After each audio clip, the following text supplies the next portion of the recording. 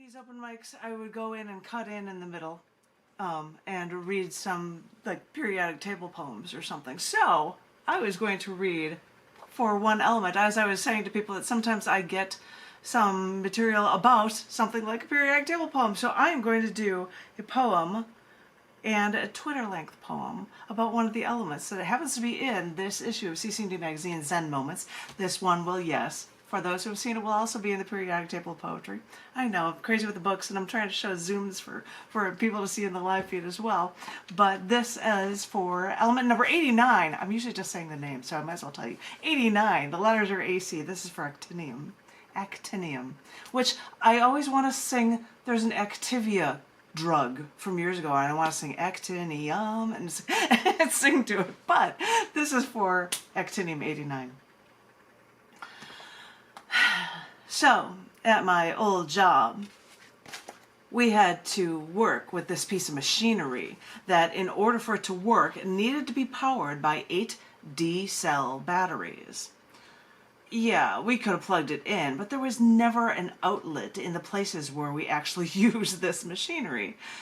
And these 8 D-cell batteries we had to use were lasting only like 2 to 4 hours. So we had to go through anywhere from 4 to 8 sets of batteries a day.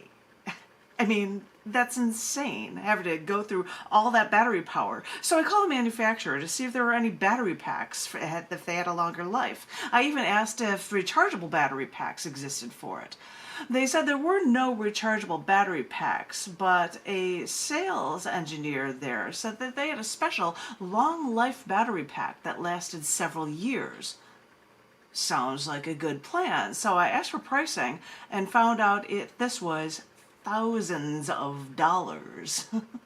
Yeah, this battery pack could run from $14,000 to upwards of $40,000. But as I was prepared to go to our supervisor with these figures, because yeah, that's a lot of money, but if we keep using this machine, we'll spend that much on batteries in less time. So I called that sales engineer again and asked for more information. And that's when he told me, sorry, we couldn't buy it. Now, I know it's expensive, but I had to know what's up. And he said that they could only sell it to NASA, the DoD, and select U.S. government agencies. So, yeah, I had to ask why, and found out that it was a special radioactive thermoelectric battery they use for outer space. It seems that the radioactive actinium was the fuel for the work that I needed to do.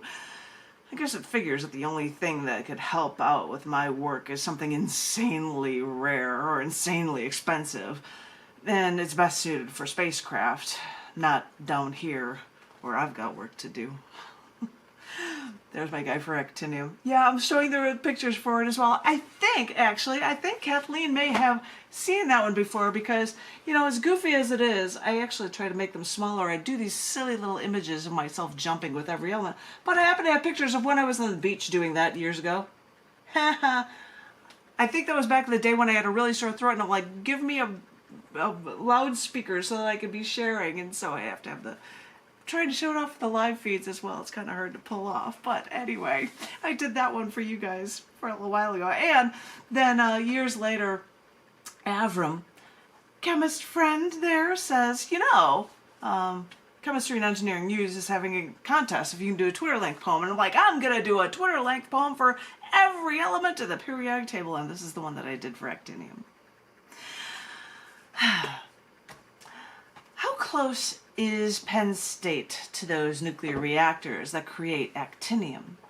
For AC's elusive chemistry is in such short supply till they and LLNL studied, captured, and purified its protein for next-generation drugs in cancer therapy.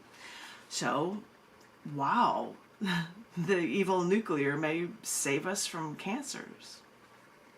Got the actinium image, which is why I had to come up with an image for these guys. I'm trying to wave off my things.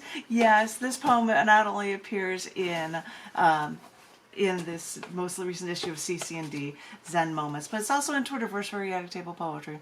So there you go. I butt in, I got it out of the way, and now I'm going to get to hear, and you can take as long as you want because I've been rambling on, Richard Kent, and it's a nice late evening for you guys. If you're ready to go, take it away. The stage is yours, and I'd love to hear from you.